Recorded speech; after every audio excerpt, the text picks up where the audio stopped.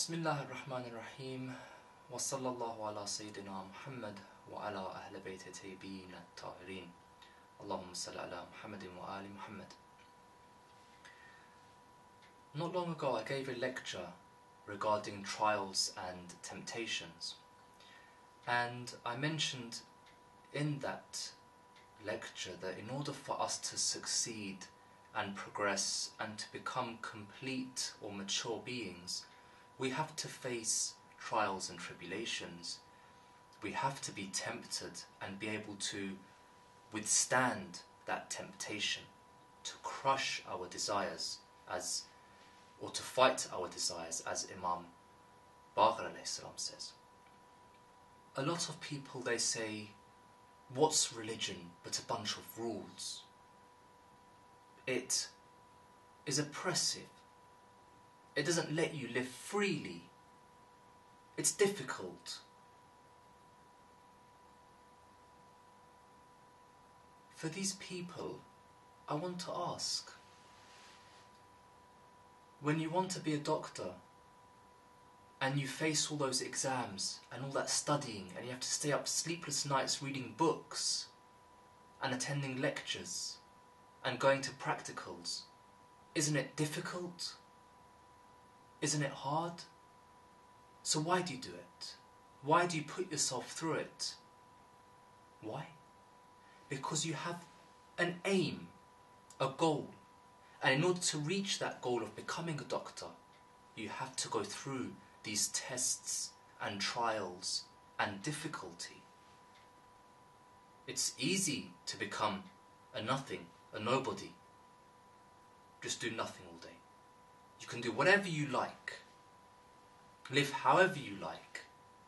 No rules. No one to tell you what to do. Nothing to live your life by.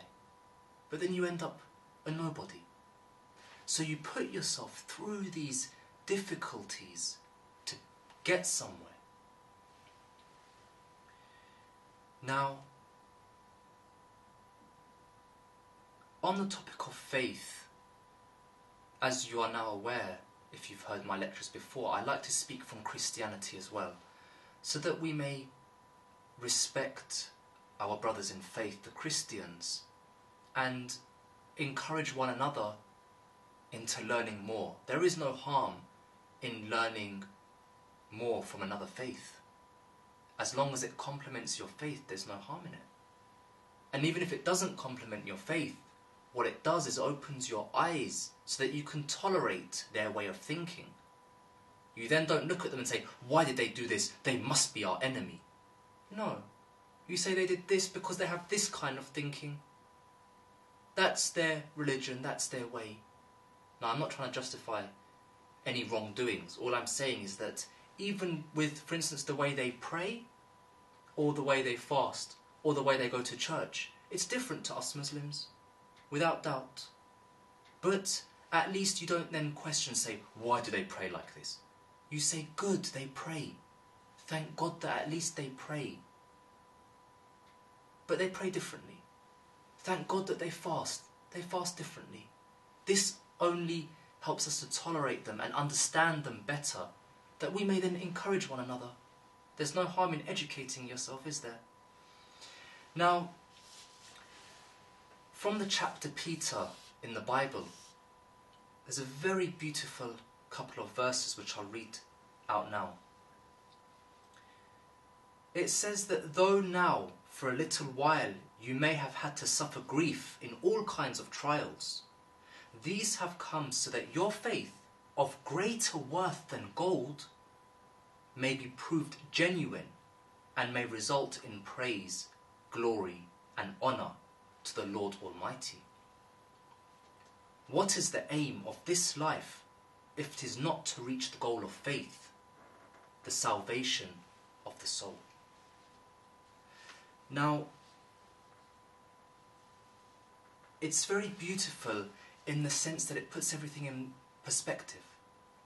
Just as we spoke about how trials lead one to persevere, and that perseverance leads them on to becoming a mature person or a complete being, the same thing is being said here.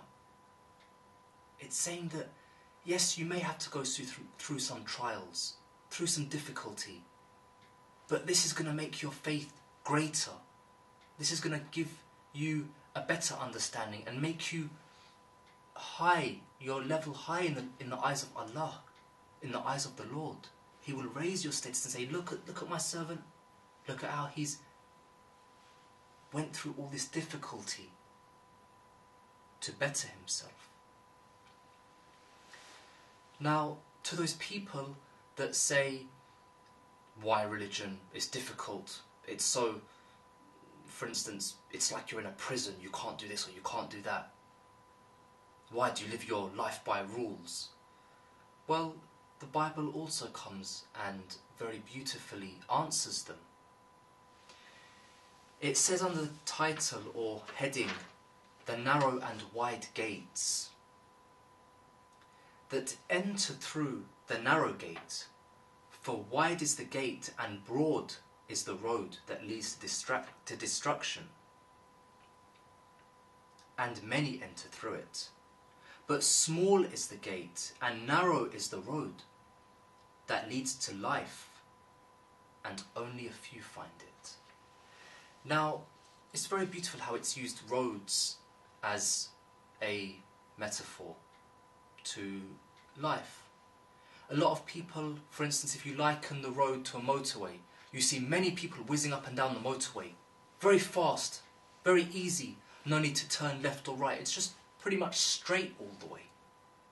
Very, very slight turns, but you're going at speed. You're doing what you want to do. You're getting there fast. Now, the majority of people will take the motorway rather than a small A road or B road.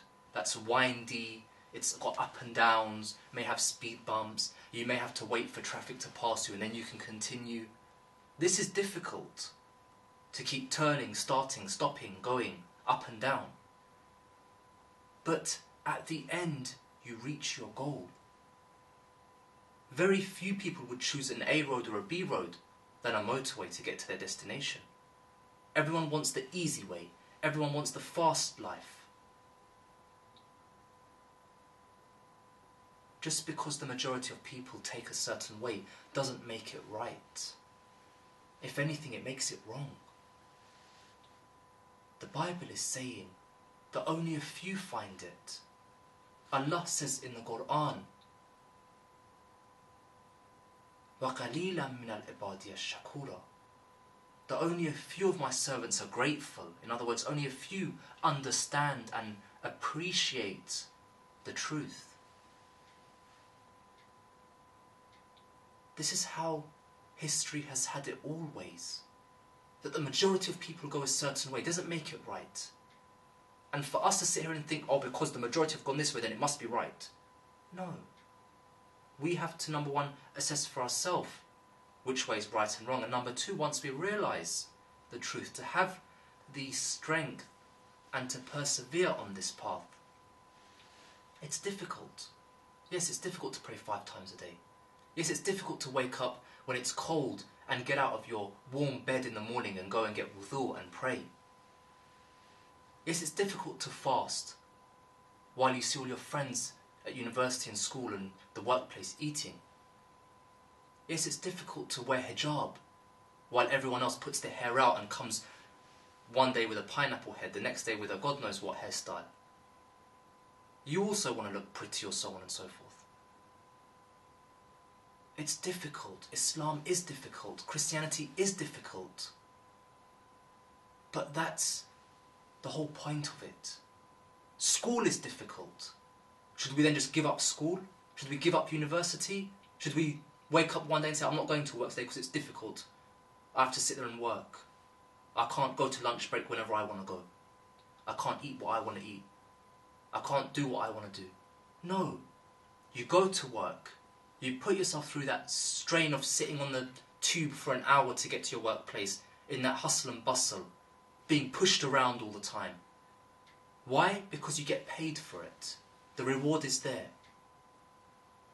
Why is it that we look at putting ourselves through trials and tribulations for materialistic things as a good point, as a positive thing, but when we want to train our soul and increase our level of understanding and faith, we see it as a bad thing.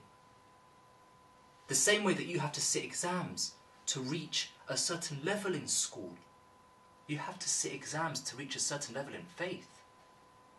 This praying 5 times a day is that. This fasting is that. This wearing hijab is that. This having a good akhlaq and character is that.